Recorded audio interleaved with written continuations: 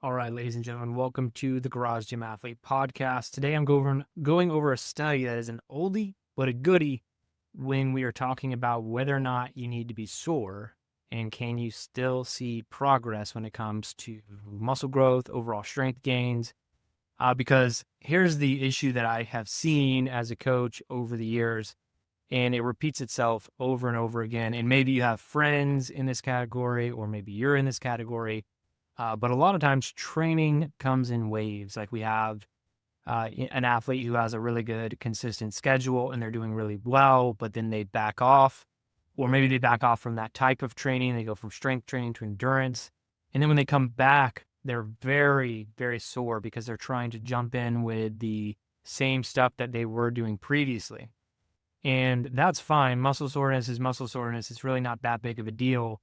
But when that muscle soreness is so damaging that it makes an athlete or someone trying to get into fitness not want to continue the training, that's a problem.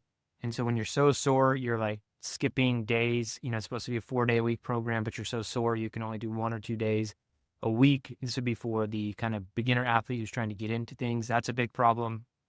Another problem is when you're incredibly sore, it could also just limit how well you're actually performing exercises, whether there's a speed element or whatever the case is. You're not truly optimal. You're just kind of going through the motions. And so the question has always been like, is it necessary? And I know as I've walked many family members through this and athletes who are just starting, they tend to get really sore. And so if we just jump right into a program, and so you have one of two ways to go through this, and I have the research to back it up. I'm going to tell you just kind of what this study is, but like I'm not going to really dive too much into the study. I just want you to know like what I'm talking about has a lot of science behind it. This isn't the only study either.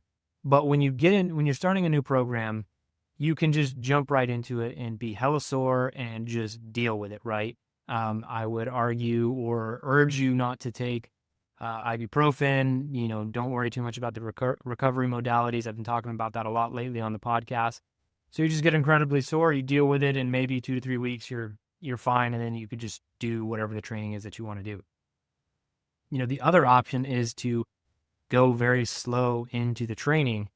And the big question is like, okay, well, if I'm doing 50% volume, then what I'm supposed to be doing, like, am I still seeing results? And so what this study did, the name of the study is from 2011. It's called Muscle Damage and Muscle Remodeling, No Pain, No Gain, ? Like if there's no pain, is there no gain? And it had women and men, and they performed eccentric cycling for either 8 or 11 weeks.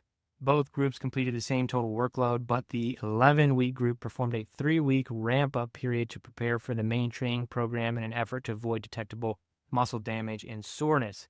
So same program, both completed 8 weeks of the same program. However, the 11-week protocol had basically an on-ramp program. So they just were going through some of the motions, and then ultimately they didn't have like any perception of soreness as they went through the program, or it wasn't like significant.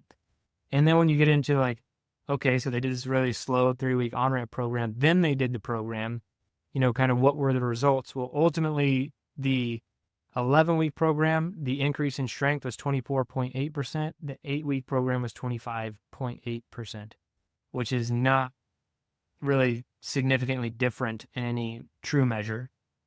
And then they looked at increase in quadricep muscle volume. So how much bigger did the quads get? Now these people were coming from untrained, but the 11-week was a 6.5% increase and the 8-week was 7.5% increase. Again, not significant between the groups. And then really there were no further like markers that mattered. So we're looking at about a 1% difference, and the 8-week group, because again, all the athletes in the study were new to training, had significant levels of soreness at the beginning of the program. Now they continued on the program because it was part of the study, but they had to go through that muscle soreness. Now, I'm not here to say, don't be sore. Like you can be sore and tear through it, but if you don't have that mentality, or somebody who is trying to get into fitness, my recommendation, because ultimately what I want on this planet more than anything else is for more people to exercise, train, eat healthy, be healthier, be better human beings. I mean, like that. I feel like that's my mission in life. but I have seen this play out over and over again. So you're either an athlete listening to this, or you know somebody in your life who has fallen into this category where they start and then they can't continue because they're getting too sore. And that's really the only reason I'm doing this podcast, is to let you know that you can do an on-ramp program and you will see the same results. It sounds so silly, like most coaches and athletes know this, but start at a 50% reduction of whatever the volume of the program is that you want to be doing. So if a very easy approach to this is, if you were going to start bench pressing on Monday and the program said that you should do 6 sets of 10 reps, do 3 sets of 10 reps, or just do half the intensity. So if they were saying, yeah, do that at 70% of your 1 rep max, do it at 40, do it at 35. Don't worry so much about the weight. And when you progress slowly like this is how you actually see progress.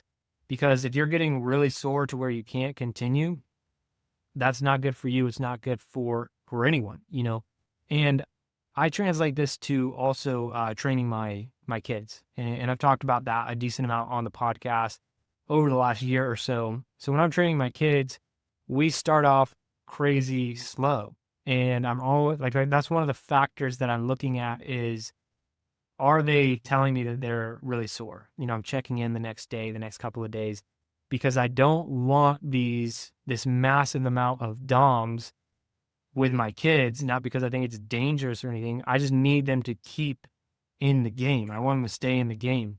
And I want them to realize exercise doesn't have to be this thing where you completely destroy your body, you have all this muscle soreness, and then you just have to slug through it. While there's a certain level of mental toughness and grit that can be built that way, there are also a lot of other ways to build that mental toughness and grit. So whether you're training your kids, training yourself, or you're introducing things to a family member, I just want everyone to know that you can go slow. Go much slower than you feel like you have to. On-ramp slowly. In our Garage Gym Athlete program, we have something called the Human Program. And I very intentionally built this program to introduce different zones of energy training, different energy systems, and different heart rate zones of training to work someone up over the course of 8 weeks. So they are just fully ready for the highest volume they could be, like we could throw at them in the hard to kill track, if they were to just follow these simple modalities when they're getting into their new program. So if you want to be a part of that, sign up for our program, go do the Human Program first if you're just getting into things. And then if you are, trying to train somebody, you have someone in your life who needs to be getting into fitness, have them start so freaking small. Like I talk a lot about this in building habits, like start as small as you possibly can. That's true for building any kind of habit. It's true for any kind of program.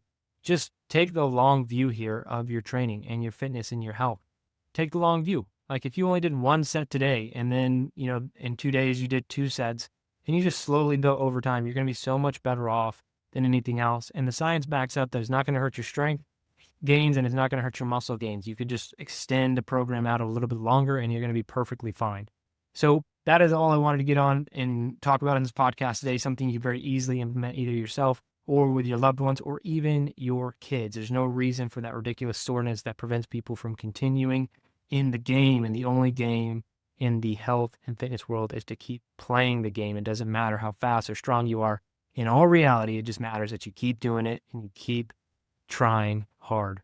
All right, if you want to be a part of our training or you want to be doing the Human Program, the onboarding program, the on-ramp program we have, you can go to garagegymathlete.com, sign up for a free trial. We'd love to have you. For all of our athletes out there doing it, some of you are well accustomed to our volume and everything else. Really appreciate you. Share this podcast with somebody who wants to hear it and let them know that, hey, it's okay to go slow, and that might be all that you need to do right now. But that's it for this one. Remember, you don't kill comfort. Comfort will kill you.